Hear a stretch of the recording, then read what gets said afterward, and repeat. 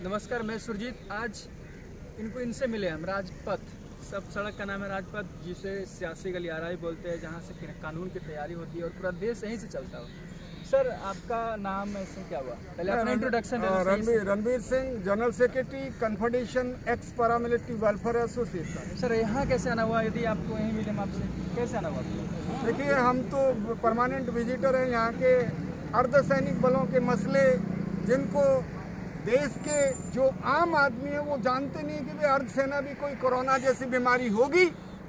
अर्ध तो ये ठीक नहीं है। अर्ध नगन हो, अर्ध जो भी चंद्रमा हो, मतलब हर चीज अर्ध जो है नारेश्वर। ये इनका कहने का मतलब है आधा चीजें अधूरी होती है, इन्हें पूरा पूरा चाहिए। या तो मत दो या तो पूरा दो। जी, साफ शब्द में इन्होंने आपने कहा। बिल्कुल। तो सर, आप सरकार से बोले परमानेंट हो, क्या परमानेंट आपके यहाँ जॉब करते हो या ऐसे ही घूमने आ रहे हो? हाँ, नहीं, मैं सीआरपीएफ से रिटायर हूँ। पिछले 5-7 साल से हम लोग जंतर मंतर, संसद मार्ग हो या राजघाट हो, पैरामिलिट्री चौकीदारों की इशूज को लेकर, खासकर जवानों की पेंशन, ये संसद का गलियारा, ये संसद नई बन रही है। अभी पुराने वाली को तो हमने बचाया था सीआरपीएफ के जवानों ने। फिर क्या भूल हुई कि हमको जो है 2004 में सरकार ने पेंशन बंद कर दी। एमएसपी और किसानों की बात सरकार कर रही है। एमएसपी का मिलिट्री सर्विस पे खुद राजनाथ जी और किरण रिजिजू जी संसद में बयान दिए थे कि भाई अर्धसैनिक बलों को भी सेना की तर्ज पर पैरामिलिट्री सर्विस पे एमएसपी दी जाएगी। जो यानी कि किसान के साथ आज हम जवान, खासकर पैरामिलिट्री चौकीदार, जिनके बीच में अक्सर प्रधानमंत्री जी दिवाली मनाते हैं और जो है ना जलेबी खाते और खिलाते हैं, अच्छी बात, लेकिन सुविधाओं के नाम पे कुछ नहीं। सर, एक सवाल मेरे मन में आ रहा है कि आपको किसान को देखते हैं, क्यों आपको याद आया जवान? क्योंकि किसान ही उठे तब आप शायद आपसे बात हुई कि हमें भी अब दो मिलिट्री सर्विस पे। आपने बोला किसान से पहले भी आप थे, इससे पहले भी आप थे, अचानक से क्यों? देखिए, किसान और जवान का रोटी बेटी का संबंध है। क्योंकि किसान हो, कामगार हो, मजदूर हो, ये सभी लोग जिनके कारण पूरा देश चलता है, जीडीपी में सबसे ज़्यादा भागीदारी इनकी है। तो अब तो ये हो रहा है ना कि हम तो किसान के ही बेटे हैं, कामगार के बेटे हैं। तो अब सवाल ये हो रहा है, शहादत भी बराबर दी जा रही है। बॉर्डर पे पैरामिलिट्री के जवान शहीद हो रहे हैं और बॉर्डर पे हमारे किसान जो अन्नदाता हैं, इसमें there is no doubt. Doubt तो सर क्लियर है मेरा भी, लेकिन 2004 में बंद हुआ था, शायद आपको मालूम हो। तो आप तब तक, शायद आपसे सरकार भी सवाल पूछे कि आप तब तक कहाँ थे और अचानक से अभी किसान का मसला हमारे पास आया और आप भी आ गए हो, तो हम क्या करें? शायद आपको इस बात से आगे भी ले जाए सरकार के। नहीं, अब हम आपकी बात हम बाद में सुनेंगे, पहले हम किसान का मसला हल करते हैं। देखिए, आपने बहुत बड़ा सवाल पूछा है। आपने बड़ा सवाल पूछा कि डीजी जो हमारे होते, जिनको फोर्सेस के जवानों से कोई लेना देना नहीं, तू चल में आया, इन लोगों ने सेना के जर्नल जवानों के फेवर में आए कि इनकी पेंशन बंद नहीं होनी चाहिए। लेकिन हमारा फोर्सेस का डीजी आईपीएस जवानों के फेवर में नहीं आया। फिर हम 2012 में रिटायर हुए। हमने चाहा कि क्यों न भाई अपने लिए जिए तो क्या जिए। मैं बोला तो अब जवानों की बात की जाए जिनकी पेंशन नहीं है, जो शहादत में भेदभाव है, तो देर आए दुरुस्त आए। सर, आप कहाँ थे वैसे रिटायर? आप बता रहे कि जनरल सेक्रेटरी थे। पहले अपना बताओ, कहाँ से जॉब करके रिटायर हुए आप और कैसे आप हैंडल करने को मिला? बिल्कुल, आप सीआरपीएफ में मैंने देश को 37 साल दिए। लद्दाख से लेकर अंडमान निकोबार तक हमने सेवा की। नक्सल बाहुल क्षेत्रों में जहाँ 76 जवान 2010 में चिंतलनार छत्तीसगढ़ में शहीद हुए, वहाँ हमने सेवा की। देश के हर कोने में सेवा की। तो हमें रिटायरमेंट के बाद हमने जो एक संस्था बनाई, confederation x paramilitary welfare association. इसका नाम आप फिर से confederation of x paramilitary welfare association नाम की संस्था, जो पिछले 7 सालों से जवानों के लिए हकों की बात कर रही है।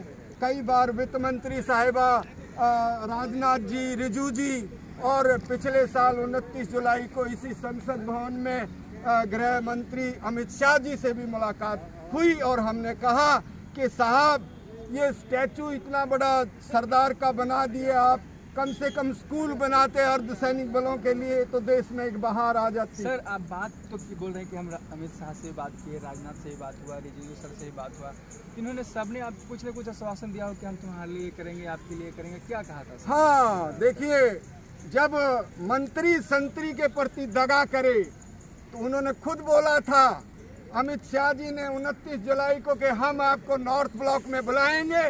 7 जुलाई भी चली गई, अब तो ये हो गया कि अभी एसएसबी की जो परेड हुई, सशस्त्र सीमा बल, हिंदुस्तान के इतिहास में ऐसा पहली बार हुआ जो किसी वीआईपी वहाँ नहीं गए सलामी लेने के लिए।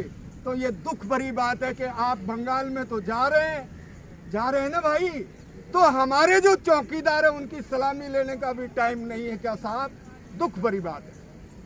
मतलब आप बता रहे हो कि सरकार की नाकामी है या डर से नहीं गई, आपकी बात सुनने के डर से नहीं गई? अब क्या पता भाई, जवान कहते कि साहब हमारी सरकार ऐसा सोच रही कि जाएंगे और हमसे उम्मीदें बांध ले और मांगने लगे हक की बात, इस कारण से भी सरकार शायद ना गई हो। अब तो प्रधानमंत्री भी हर साल दिवाली मनाने जाते हैं। जवानों की हिम्मत कहाँ जो प्रधानमंत्री को कहे कि साहब आप हमें पेंशन दे दीजिए, और खाली जलेबी खाते और खिलाते आ जाते हैं।